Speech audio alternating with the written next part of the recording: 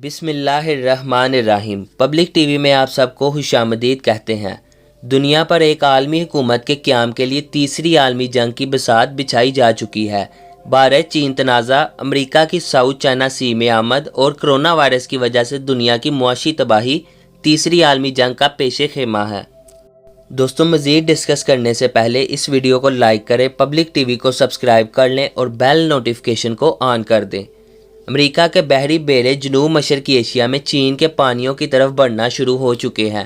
امریکی وزیر خارجہ مائک پومپیو کا یہ بیان بھی سامنے آ گیا کہ ہم جرمنی سمیت یورپی ممالک سے اپنی فوج کو کم کر کے جنوب مشرقی ایشیا کی طرف لا رہے ہیں تاکہ چین کے خلاف اپنے اتحادیوں کی مدد کر سکے۔ امریکی محکمہ دفاع پینٹاگون کے ترجمان نے تصدیق کی ہے کہ امریکی صدر ڈونلڈ ٹرمپ نے جرمنی سے 9,500 امریکی فوج کے انخلاء کے منصوبے پر دستخط کر دیے ہیں۔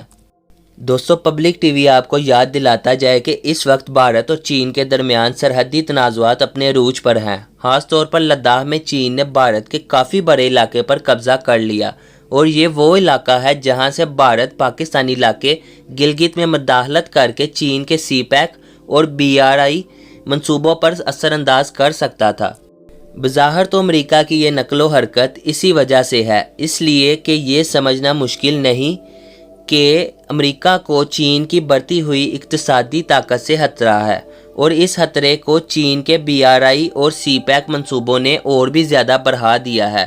امریکہ سمجھتا ہے کہ اگر چائنا اپنے ان اقتصادی منصوبوں کی تکمیل میں کامیاب ہو گیا تو امریکہ کا اپنے منصوبے کے مطابق آئندہ صدی میں سپر پاور کی حیثیت سے داخل ہونا کافی مشکل ہو جائے گا، کیونکہ اس صورت میں چین اقتصادی قوت ہونے کے ساتھ ساتھ بہت بڑی عسکری طاقت بھی بن جائے گا، اور ان منصوبوں کے ذریعے جنوبی ایشیا اور جنوبی مشرقی ایشیا کے علاوہ افریقہ اور یورپ تک چین کا اثر رسوخ پھیل جائے گا، جہاں امریکہ کے اقتصادی اور عسکری مفادات کو شدید ضرر پہنچے گی اور اس طرح اس کی عالمی شہنشاہیت ختم ہو جائے گی۔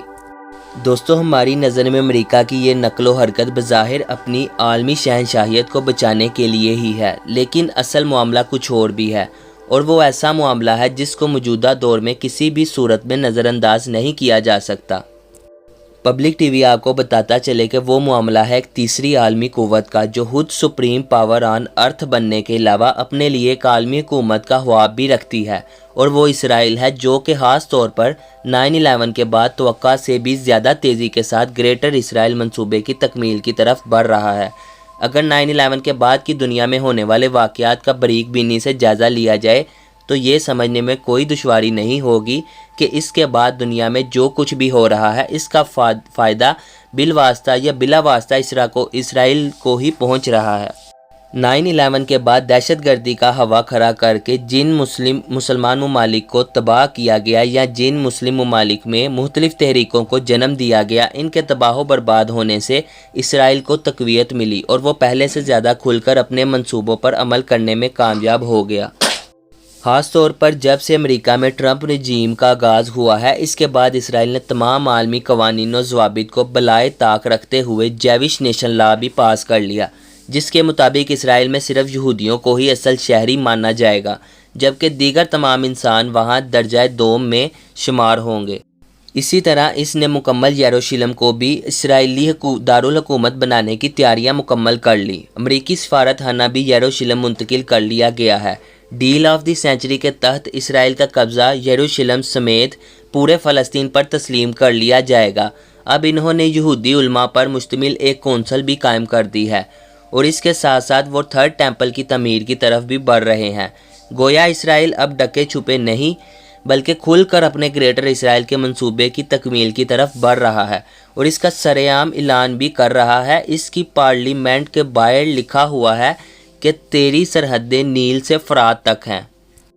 دوستو، دنیا کا کوئی ملک ایسا نہیں ہے کہ جو سرکاری سطح پر یہ اناؤنس کرے۔ اس کے عزائم صرف نیل سے فرات تک کے نہیں بلکہ بعض مبصرین کے مطابق اس کے بعد اگلے قدم کے طور پر اینٹی کرائسٹ کی حکومت کا قیام ہے، جو ون ورلڈ ایجنڈا ہے، جسے ایجنڈا 2030 کا نام بھی دیا گیا ہے، یعنی ایک عالمی حکومت کا قیام جو ان کے کنٹرول میں ہو۔ لیکن اس وقت ایک عام آدمی بھی یہ سمجھ سکتا ہے کہ امریکہ سپر پاور ہے اور اس کے مد مقابل چین ہے، جبکہ اسرائیل کی حیثیت ان سے زیادہ نہیں ہے۔